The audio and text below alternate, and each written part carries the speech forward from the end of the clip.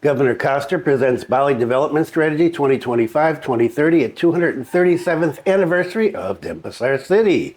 Yes, the governor is in the news and he's back. The new old governor. Is that right? Yeah. Governor Koster is back. And some more from Governor Koster. Denpasar to build new roads and underpasses to tackle congestion.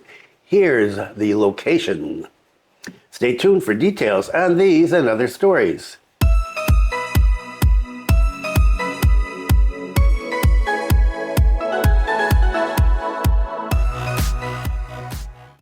Selamat pagi. Welcome to the latest news from Bali in Indonesia. This is February 28th, 2025, and my name is Bruce. And what is the weather like today? Okay, well, it is a very pleasant 28.4 degrees Celsius with a humidity 80% and a wind speed of 1.4 kilometers per hour. It is dead, no wind, and it is cloudy but nice. I can see the tower way up on the mountain, so pretty clear overall. And well, as I said the other day, I'm not going to say anything about the weather. And then a few hours after I finished the video, it started raining again. So enough said about the weather. Last day of February, and Ramadan starts tomorrow. For all of you who are going to be visiting Bali, Ramadan doesn't really affect any non-Muslims who are visiting the island. Things go on as usual. And the month of March is going to have Nyepi as well as a few other holidays, and I'll be talking more about those in another video. So let's get to it. Governor Koster presents Bali Development Strategy 2025-2030 at 237th anniversary of Denpasar City. 237 years. Bali Governor Wayan Koster outlined a number of strategic development areas for Bali in the next 5 years, the period 2025 to 2030.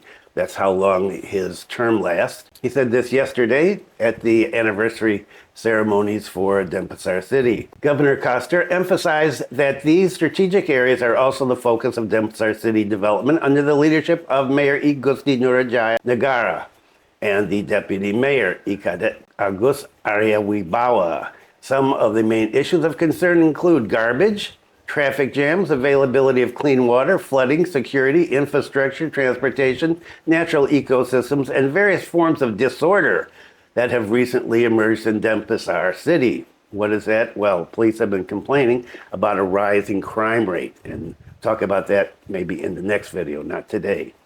What about the priority development areas? The governor explained that the implementation of Nanggun Sat Kirti Loka Bali vision will be realized through a number of priority programs. One, strengthening customs, tradition, art, and culture.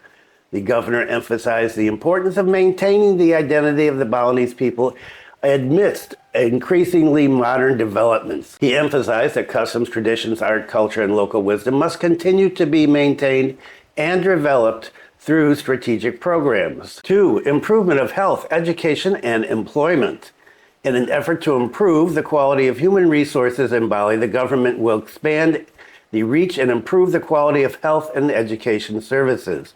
The One Family, One Graduate program will continue to be pushed to create a millennial and Gen Z generation that is capable of determining Bali's future civilization. What is the One Family, One Graduate program?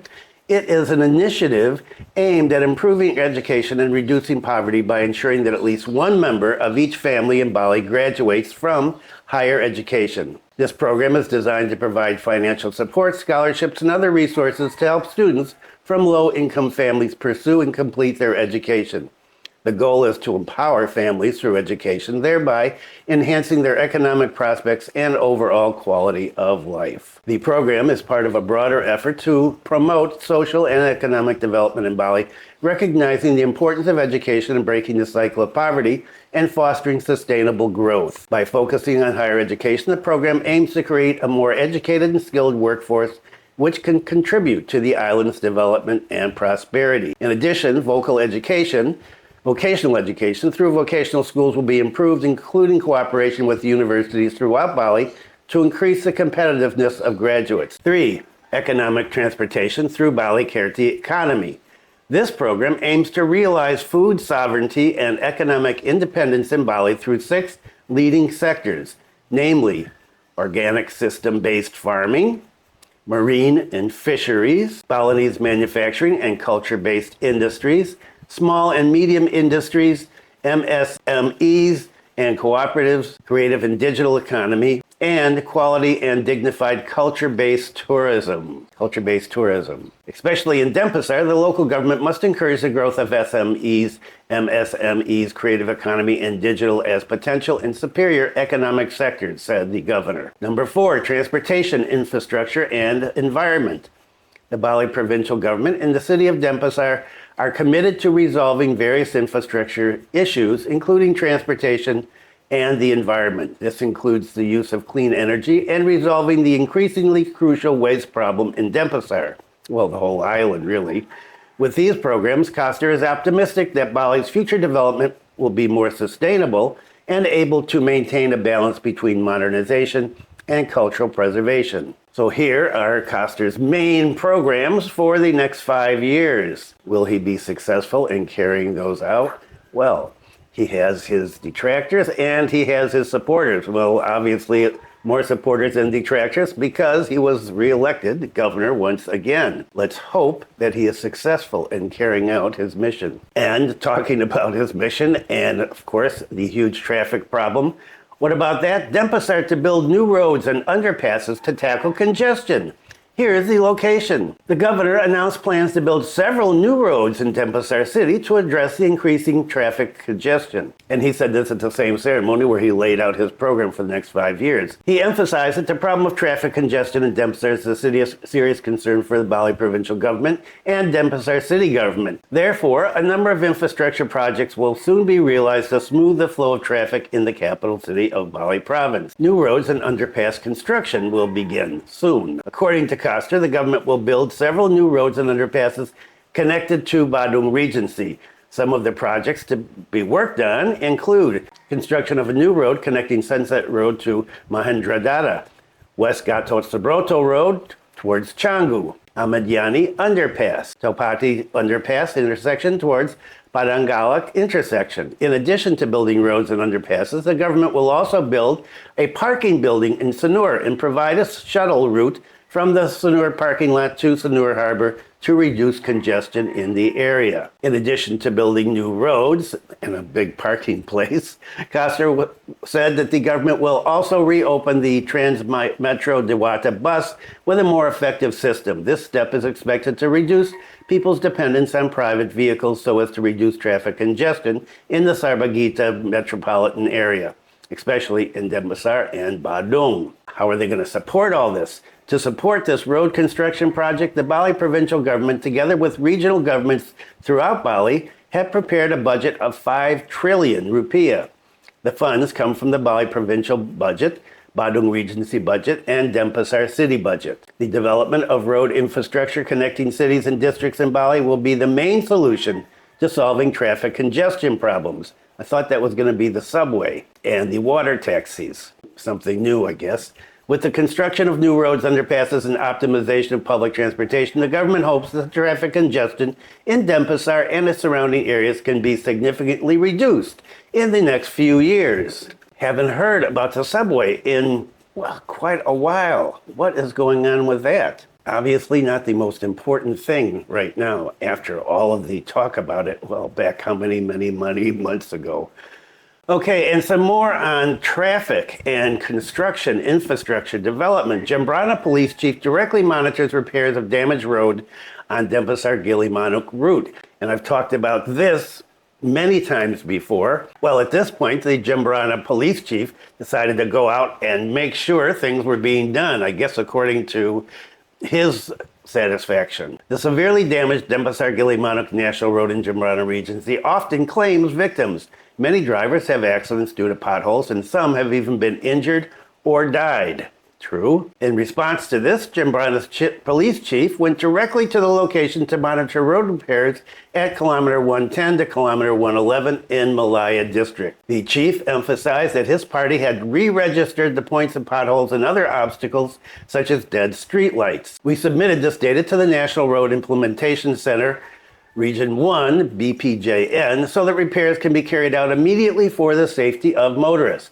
Based on monitoring results, Malaya District is in the is the area with the most severe level of road damage along the national route. Today alone, he said, 2 motor vehicles had accidents due to being stuck in potholes. Many drivers do not understand the road conditions, so they are at risk of having accidents. And this is going to be particularly true when Idul Fitri comes, and we have a huge amount of people coming into Bali from Java and going to Java from Bali. In addition to Malaya District, damaged road conditions were also found in Pakutatan District and Mandoyo District. The Jembrana Police Chief appealed to the public, especially travelers, to be more careful when crossing the road. Before the repairs began, we noticed that there were around 60 potholes. Some of them have been repaired, and we will continue to update the data until Operation Ketupat. The field supervisor of the Bali National Road Implementation Center revealed that today's repair target includes the road section from Gilimanuk to the east along 100 kilometers in Region 1. However, uncertain weather conditions have slowed down the work. He said, we're trying our best to repair this so that it can be done immediately for the comfort and safety of road users. The Jembrana police chief also appealed to the public to always be vigilant and obey traffic signs when crossing roads that are still under repair. We hope that this repair can be completed soon. Driver safety is our top priority, he said. And we're going to finish up with a report on what is happening with the schools in Bali. Today, schools in Bali start online learning. Well, it's actually yesterday started it. Educational units in Bali as of Thursday began implementing online teaching and learning activities. This follows a joint circular letter, SEB, of the Minister of Primary and Secondary Education, Minister of Home Affairs, and Minister of Religion concerning learning in the month of Ramadan. Based on the SEB, the policy of studying from home at the beginning of the month of Ramadan will be carried out February 27th to 28th, that's yesterday and today, and all the way through March 3rd to 5th. And so then kids will be back in school. In Bali, all levels of school will be carrying out online teaching and learning activities. The principal of SMA Negeri Satu in Denpasar, who's also the chairman of the Denpasar City High School Principals Working Meeting, revealed that in the study from home policy, only students study from home while teachers and education personnel continue to teach and work at school. How are they going to teach if there's no students? The principals, teachers, and staff continue to go to school, he said. Wakarita is confident that the study from home policy will not disrupt the ongoing learning process. All subjects are given according to the current learning schedule. The difference is, this time it's done online. Learning from home is good for teaching students to be tolerant to their friends who are starting to fast in the month of Ramadan, he said. Teaching and learning activities carried out by teachers with students will be carried out using online learning applications that are already owned by the school.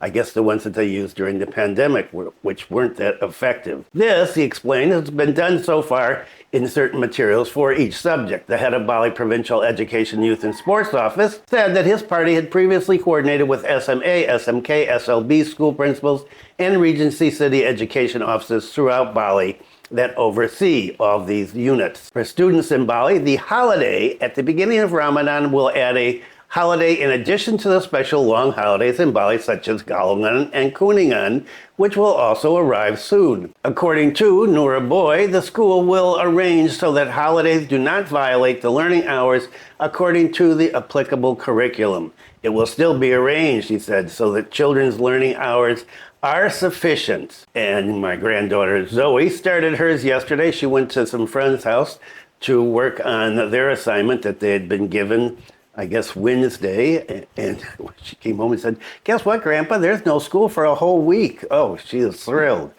And I don't know, I hope that this online learning is better than it was during the pandemic, because during the pandemic, it was awful, and even the government had to admit that finally. So, week off for kids for the start of Ramadan, and then we have, as I said, Galungan and Kuningan coming up, and we have Nyepi.